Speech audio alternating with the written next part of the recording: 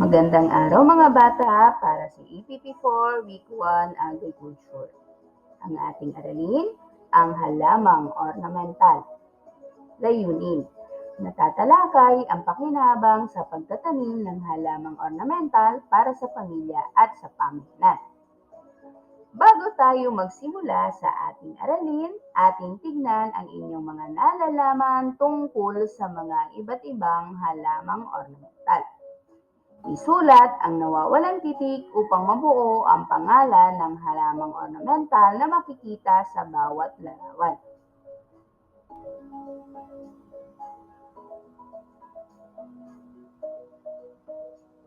Ang galing mga bata, ito ay ang gumamela.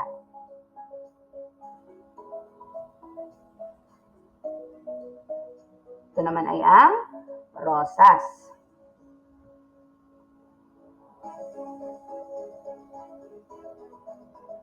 Orchids.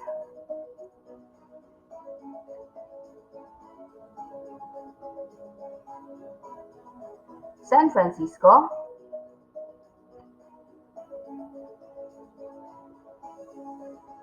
At ang Dama de Noche. Anong mga halaman ang nakikita ninyo sa larawan?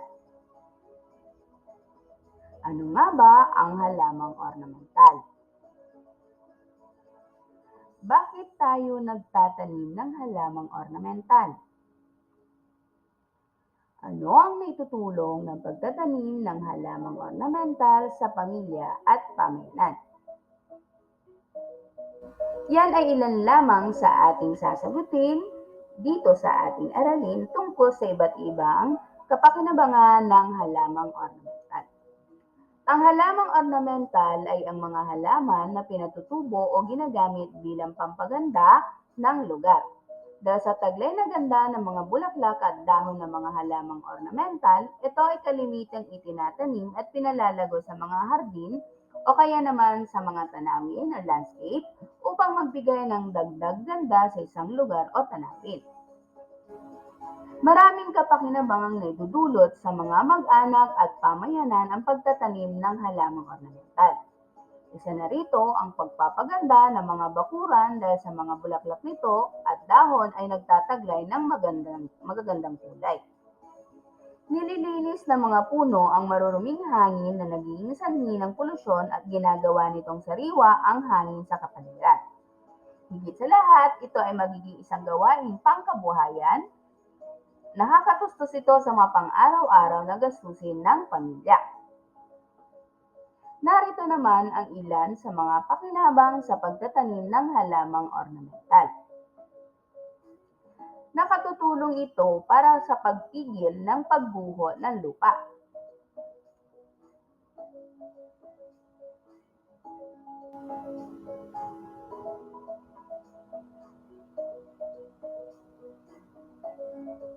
Naiiwasan ang polusyon.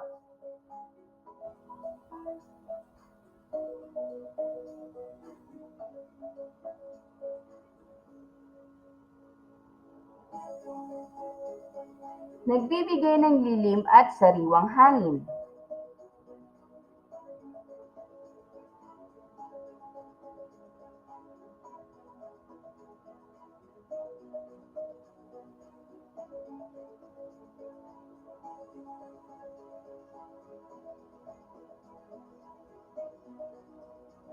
Na pagkakakitaan.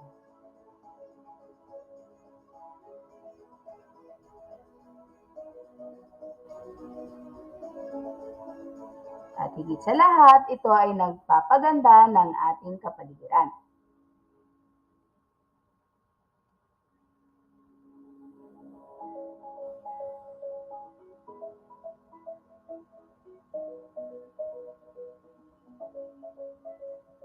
Yan ay ilan lamang sa mga halimbawa ng pakinabang na maaari nating makuha sa pagtatanim ng halamang ornamental.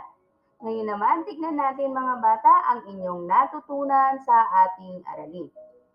Basahin ang sumusunod na sitwasyon. Lagyan ng K kung may kabutihang dulot sa pagtatanim ng halamang ornamental at WK kung ito ay walang kabutihang naidudulot.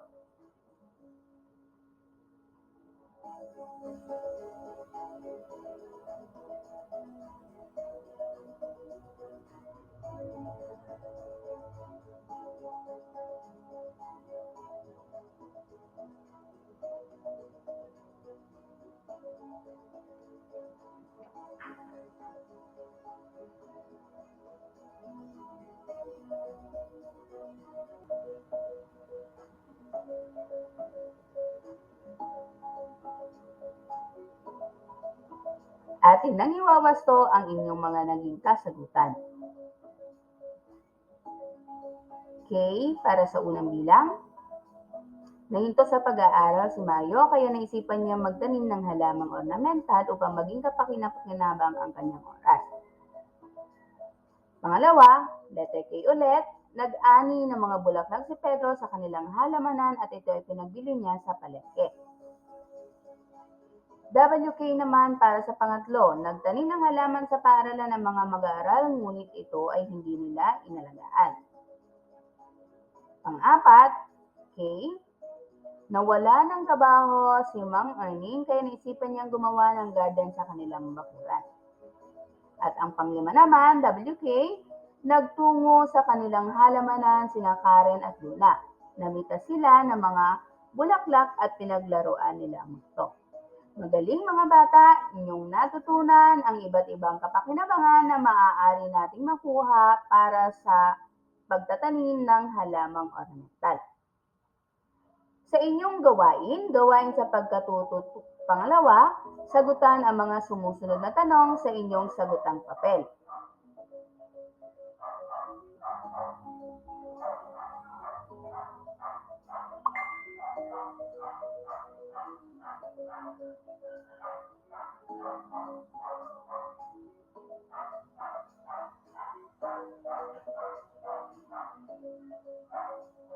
Para sa mga nasa online class, maaari ninyong i-turn in ang inyong naging kasagutan sa ating Google Classroom.